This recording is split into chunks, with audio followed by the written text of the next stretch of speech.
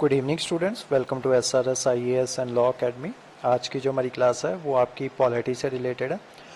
Recently क्या हुआ है कि 2019 में एक बिल आया था, डाटा प्रोटेक्शन बिल। ठीक है, इसको 2019 में इंट्रोड्यूस किया गया था। ये बिल जो था अभी स्टैंडिंग कमेटी के पास था। स्टैंडिंग कमेटी ने क्या किया है, इसके ऊपर ऑलमोस्ट 500 पेजेस की जो है 500 या 550 पेजेस की जो है रिपोर्ट जो है वो पेश की है।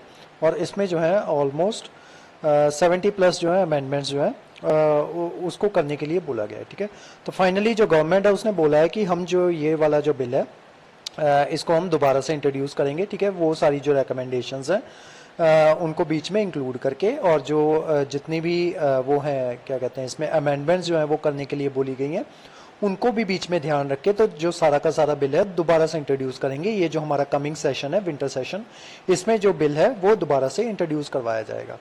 लेकिन फिलहाल ये जो बिल जो है डाटा प्रोटेक्शन बिल जो 2019 वाला है, जिसको विड्रॉ किया गया है, आज की जो हमारी क्लास होगी वो इसके बारे में होगी। ठीक है, तो चलिए आज की क्लास हम शुरू करते हैं। सबसे पहले देखते हैं क्वेश्चन।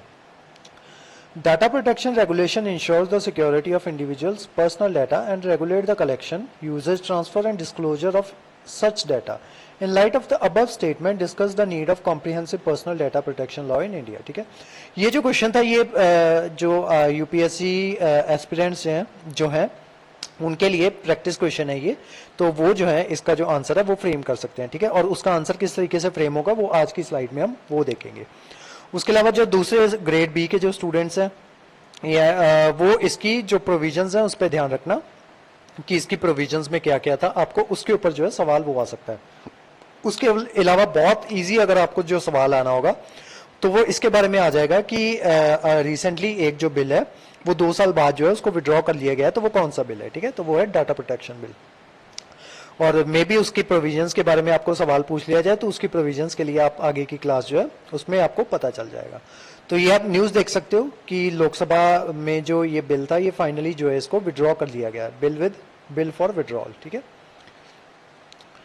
हाँ, ये जो बिल था आपका पीडीपी बिल, इसको इंट्रोड्यूस किया गया था 2019 में। ठीक है, पर्सनल डाटा प्रोटेक्शन बिल 2019, इसको इंट्रोड्यूस करवाया गया दिसंबर 11 2019 को लोकसभा में। ठीक है, लोकसभा ने इसको रेफर कर दिया स्टैंडिंग कमेटी को। ठीक है, 11 दिसंबर को ही, उसी दिन ही इसको स्टैंडिंग कमेटी को जो है रेफर कर दिया गया। 2 साल बाद जो है स्टैंडिंग कमेटी की जो है वो रिपोर्ट आई है। 16 दिसंबर 2021 को रिपोर्ट आती है स्टैंडिंग कमेटी की। तो वो जो रिपोर्ट देते हैं 550 पेजेस के आसपास की जो रिपोर्ट है, उस रिपोर्ट में वो अपनी रिकमेंडेशंस देते हैं। और फाइनली अब जो जाके है 2022 में अगस्त में इस बिल को जो है विड्रॉ कर लिया जाता है। तो देखते हैं कि जो बिल था उसके फीचर्स क्या क्या थे। ठीक है, तो सबसे पहले देखते हैं एप्लीकेबिलिटी, कि ये जो बिल था किस किस के ऊपर एप्लीकेबल था। सबसे पहले ये गवर्नमेंट के ऊपर एप्लीकेबल था, देन प्राइवेट जो कंपनीज होती हैं उनके ऊपर एप्लीकेबल था, फॉरेन कंपनीज जो होती हैं, जो बाहर की जो फॉरेन प्राइवेट कंपनीज होती हैं उन पे एप्लीकेबल होगा, और इंडियन प्राइवेट कंपनीज जो है उन पे एप्लीकेबल होगा। ऑब्लिगेशन क्या थे? Obligation of data fiduciary. Data fiduciary is an entity और individual who decides the meaning and purpose of processing personal data. ठीक है, तो इसमें डाटा फिड्यूशरी का मतलब वही होता है, मतलब बेसिकली इसका मतलब होता है कि जो प्राइवेट कंपनी होती है जो आपका डाटा जो होती है जो कलेक्ट करती है या फिर उसको जो है प्रोसेस करती है। ठीक है, तो उनके लिए क्या क्या जो है इसमें ऑब्लिगेशन जो है वो रखी गई थी, तो वो देखते हैं। उसके अलावा राइट ऑफ द इंडिविजुअल, की इंडिविजुअल का राइट क्या क्या है। सबसे पहले इसके ये सारे जो है आपके बिल के फीचर्स चल रहे हैं कि बिल के फीचर्स में क्या क्या था। उसमें राइट ऑफ द इंडिविजुअल उसको डिसाइड किया गया था कि राइट ऑफ इंडिविजुअल क्या क्या है। तो वो क्या क्या कर सकता है, he obtain confirmation from fiduciary on whether their personal data has been process. ठीक है, वो इनसे कंफर्मेशन मांग सकता है कि ये जो इनका जो डाटा है वो प्रोसेस किया गया या नहीं किया गया। ठीक है, अगर किया गया तो उसके ऊपर वो अपना अलग से डिसीजन ले सकता है, अगर नहीं किया गया तो उसके ऊपर भी जो है डिसीजन जो है इंडिविजुअल ले सकता है। उसके अलावा सीक करेक्शन ऑफ इनएक्यूरेसी, मान लो कोई आपका जो डेटा है वो गलत है। ठीक है, या आपने कोई डेटा जो है आउट ऑफ डेट हो चुका है। ठीक है, तो उसके लिए उस इंफॉर्मेशन को जो है करेक्ट करवा सकता है कौन? इंडिविजुअल। किनसे? जो फिड्यूशरीज है। नेक्स्ट है personal data transfer to any other fiduciary. ठीक है, अपना जो पर्सनल डेटा है वो ट्रांसफर करवा सकता है किसी दूसरी फिड्यूशरी को। उसके अलावा रिस्ट्रिक्ट कर सकता है कंटिन्यू डिस्क्लोजर। ठीक है, मतलब पर्सनल डाटा जो है मतलब उसको रिस्ट्रिक्शन लगा सकता है कि इसको मेरा जो डेटा है वो किसी कहीं पे भी यूज नहीं होना चाहिए और किसी के साथ भी जो है शेयर नहीं होना चाहिए। अब देखते हैं grounds for processing personal data. The bill allow processing of data by fiduciaries only only if the consent is provided by the individual, ठीक है। वो जो ये जो डेटा होगा उसको प्रोसेस जो है तभी कर पाएंगे जब जो है ये जो इंडिविजुअल होगा उसका जो कंसेंट है वो दिया जाएगा, ठीक है। ये फिड्यूशरीज होते हैं, ये इस तरीके से काम करते हैं। मान लो जैसे आप कोई भी मोबाइल में ऐप डाउनलोड करते हो, ठीक है, तो आपसे वो परमिशन मांगती है ना, आपसे कंसेंट मांगती है कि मान लो कोई पर्टिकुलर ऐप है तो वो कहती है कि हम आपका ये जो आपके मोबाइल में जो गैलरी है उसको हम असेस कर सकते हैं। आपको फिर अलाउ या फिर डिनाई पे क्लिक करना होता है। अगर आप अलाउ पे क्लिक कर देते हो तो इसका मतलब ये होता है कि आप जो है अपना कंसेंट दे रहे हो, ठीक है। सेम गोज फॉर मतलब अदर थिंग्स, जैसे आपका गैलरी हो गई, गैलरी में जैसे आपके पिक्चर्स होते हैं तो आप पिक्चर्स के लिए कंसेंट दे रहे हो, या फिर आपकी जो होती हैं वीडियोस होती हैं, वीडियोस के लिए कंसेंट दे रहे हो, ठीक है, या फिर आपकी कॉल्स होती हैं, कॉल के लिए कंसेंट दे रहे हो, या फिर आपकी जो फोन बुक होती है उसके लिए कंसेंट जो है वो दे रहे हो, ठीक है। इसके अलावा अगर जो कंसेंट नहीं मिलता है तो उसके अलावा ये जो है पर्सनल डेटा को प्रोसेस नहीं किया जा सकता। तो ये प्रोसेस कौन कौन कर सकते थे? इफ अच्छा, ये जो डेटा है बिना कंसेंट के भी जो है एक पर्टिकुलर कंडीशंस में, पर्टिकुलर जो ये थी आपकी फिड्यूशरीज जो थी, एक पर्टिकुलर उसमें कंडीशन में जो है आपका जो पर्सनल डेटा है आपकी मर्जी के बगैर जो है यूज कर सकती हैं। कब कब यूज कर सकती हैं? If required by the state for providing benefits to the individual, ठीक है। स्टेट जो है वो इसको बिना इसकी इजाजत के जो है यूज कर सकती है। उसके अलावा लीगल प्रोसीडिंग, अगर कोई लीगल प्रोसीडिंग चल रही है तब भी आपका जो पर्सनल डेटा है आपकी मर्जी के बगैर यूज किया जा सकता है। और in case of medical emergency, ठीक है, इन तीनों केसेस में जो है सरकार जो है आपका ये जो डेटा है उसको यूज कर सकती है, ठीक है। उसके अलावा सोशल मीडिया इंटरमीडियरीज के लिए क्या बोला गया है? The bill defines to these includes intermediaries which enable their online interaction between user and allow for sharing of information. All such intermediaries which have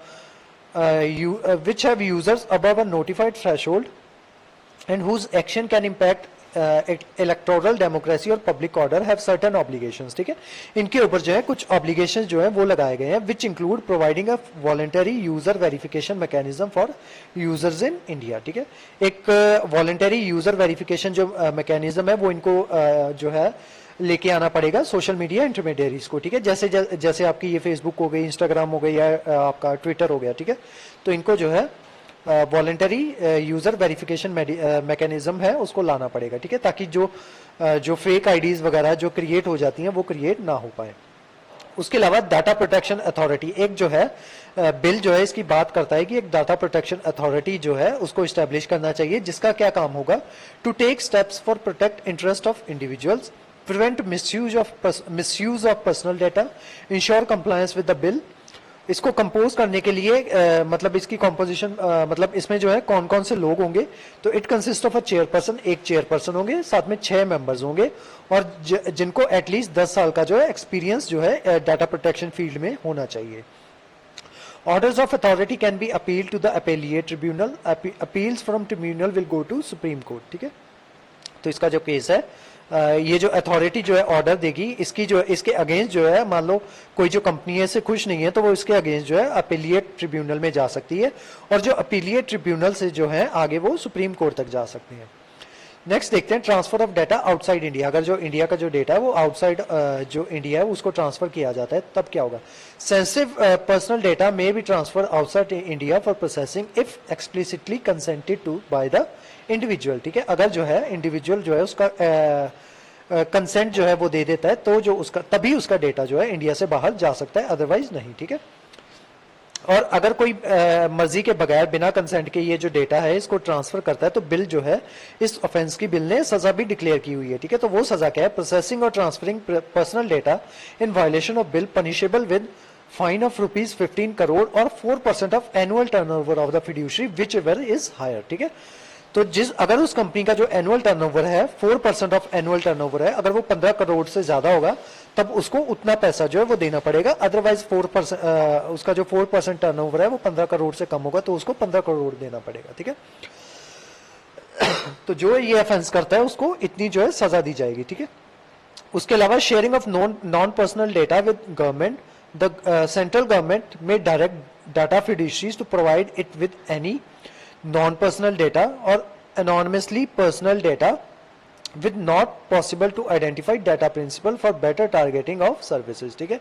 तो इसमें जो मेन लूप होल थी वो यही थी कि सभी को जो है जो आपकी सेंट्रल गवर्नमेंट है वो सभी को जो है डाटा यूज करने से मना कर रही है या रिस्ट्रिक्ट कर रही है, और खुद जो है बिना कंसेंट के, मतलब ऐसी लूप होल्स जो है सरकार ने रखी है कि वो बिना कंसेंट के जो है आपका जो पर्सनल डेटा है उसको यूज कर सकती है, ठीक है। तो इसी वजह से ये one of the main reasons तो जो है उसको जो है जो बिल का जो पास ना होने का जो one of the main reason रहा है वो यही रहा है, ठीक है। उसके अलावा इसने खुद को जो है सेंट्रल गवर्नमेंट जो है खुद को जो है एग्जेम्प्ट कर लिया है। The central government can exempt any of its agency from provisions of the act, ठीक है। तो ये इसने खुद को जो है एग्जेम्प्ट कर लिया है इसकी किसी भी प्रोविजन से, ठीक है। मतलब बाकी सब पे ये सब जो प्रोविजंस है वो लगेंगी, लेकिन जो सेंट्रल गवर्नमेंट होगी उस पर नहीं लगेंगी। अब देखते हैं कि ये जो बिल है ये विड्रॉन क्यों हो गया। Data protection legislation has been in work since 2018 based on Justice B.N.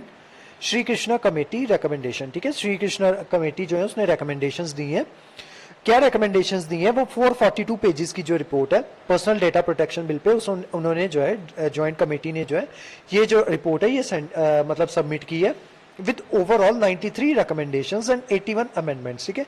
81 amendments जो है इस बिल में पास करने की बात की गई है। उसके अलावा इन सब चीजों के अलावा एक पैनल और बिठाया गया था जिसने रिकमेंडेशंस दी थी 97 करेक्शंस की एंड इंप्रूवमेंट्स की इस बिल में, ठीक है। और इसके बावजूद 97 करेक्शंस जो है एक अलग कमेटी ने दी थी, और उसके अलावा 81 अमेंडमेंट्स और 542 पेजेस की रिपोर्ट जो है जिसमें 93 रिकमेंडेशंस हैं ये जॉइंट कमेटी ने दी हैं, ठीक है। What were the core recommendations? अब इसमें जो मेन recommendations थी वो क्या थी? Need broader data protection, ठीक है। मतलब उन्होंने जो है डाटा प्रोटेक्शन को जो है सिर्फ पर्सनल और नॉन पर्सनल डेटा में जो है डिफाइन कर दिया है, ठीक है।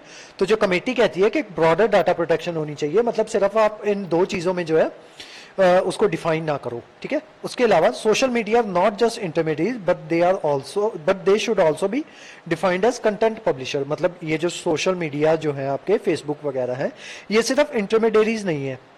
मान लो कोई इंसान जो है यहाँ पे कुछ भी कंटेंट पब्लिश करता है तो ये जो है एक तरीके से कंटेंट पब्लिशर भी हैं, ठीक है। तो उनको उसके लिए भी जो है लायबल ठहराया जाना चाहिए।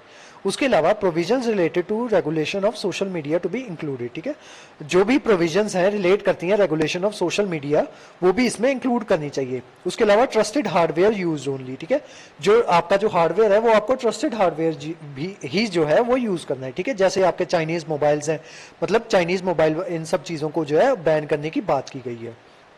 उसके अलावा डाटा लोकलाइजेशन नॉर्म्स, ठीक है। जो डाटा है उसको लोकलाइज तरीके से रखना है, मतलब ऐसा नहीं करना है, मतलब कोशिश करनी है कि जो डाटा है वो लोकलाइज ही रहे, मतलब लोकल सर्वर्स में ही डाटा को सेव करना है। उसके अलावा too many exemptions for the centre, ठीक है। उन्होंने बोला है सेंटर ने अपने लिए बहुत सी एग्जाम्पशंस जो है वो रख ली हैं।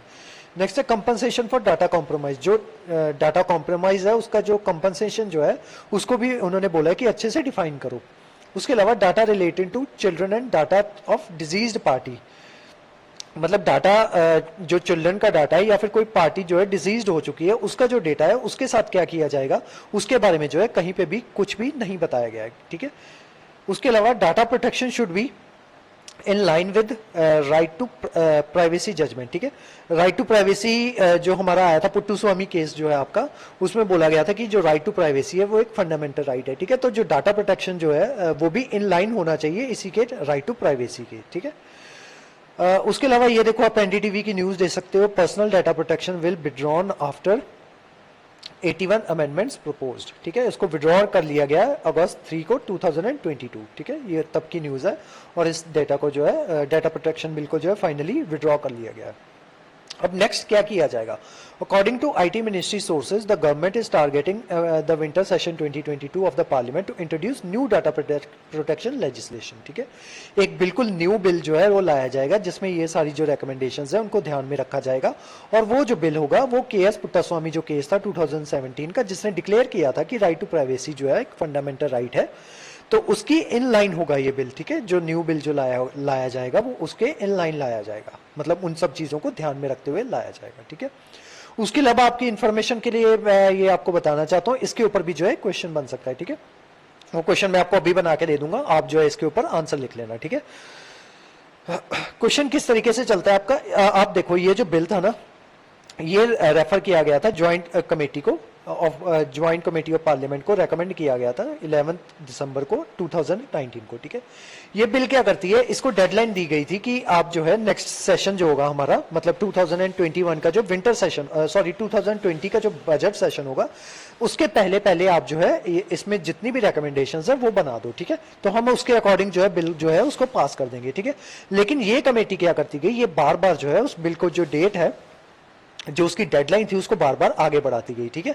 तो इसमें टोटल 78 सिटिंग्स लगी और जिसमें टोटल 184 आवर्स एंड 20 मिनट्स तक जो है इसके ऊपर जो है डिस्कशन हुई और हाफ अ डजन टाइम, मतलब ऑलमोस्ट 6 बार उन्होंने जो है एक्सटेंशन ली। फाइनली जेसीबी जो है उन्होंने जो अपनी रिपोर्ट है उसको टेबल किया 16 दिसंबर 2021 को, ठीक है। और ये देखो 11 दिसंबर 2019 को इनको रिपोर्ट दी गई और ये उस रिपोर्ट के बारे में रिपोर्ट कब देते हैं, मतलब अपनी रिकमेंडेशन कब देते हैं, 2 साल बाद, ठीक है। और उसके बाद अब जाके जब ये साल भी जो है खत्म होने वाला है, अगस्त आ चुका है, और अब जाके जो है सरकार इसको कहती है इस बिल को सिरे से रद्द कर देती है और बोलती है कि हम नया बिल लेके आएंगे, ठीक है। अब ये सारी जो मीटिंग्स होती है ना, इसमें खर्चा बहुत ज़्यादा आता है, ठीक है। मतलब इन सारी मीटिंग्स को बुलाने के लिए जो खर्चा जो जाता है वो इनकम टैक्स जो पेयर है उनकी पॉकेट से जाता है, ठीक है, खर्चा। तो इसके ऊपर भी जो आपको क्वेश्चन बन सकता है कि ये जो इनकी जो पार्लियामेंट्री मीटिंग्स होती हैं, ये इनके ऊपर आप सवाल उठा सकते हो या इनको क्रिटिकली एनालाइज कर सकते हो कि ये जो बिल बनाया जाता है या इनको बिल बना के दिया जाता है, तो इसके ऊपर जो रिपोर्ट्स होती हैं वो इतनी डिले क्यों हो जाती हैं, ठीक है। तो इसके ऊपर जो है आप जो मेंस आंसर राइटिंग जो है एक क्वेश्चन बना के उस पर प्रैक्टिस कर सकते हो, ठीक है। तो आज की जो हमारी क्लास थी वो यहीं तक थी। इस क्लास के जो नोट्स हैं वो आपको हमारे टेलीग्राम चैनल पे प्रोवाइड करवा दिए जाएंगे। उसके अलावा जो हमारे वेरियस कोर्सेज हैं उसके बारे में इंफॉर्मेशन लेने के लिए आप स्क्रीन पे दिए नंबर पे कांटेक्ट कर सकते हो। तो आज की जो क्लास थी वो यहीं तक थी। Thank you.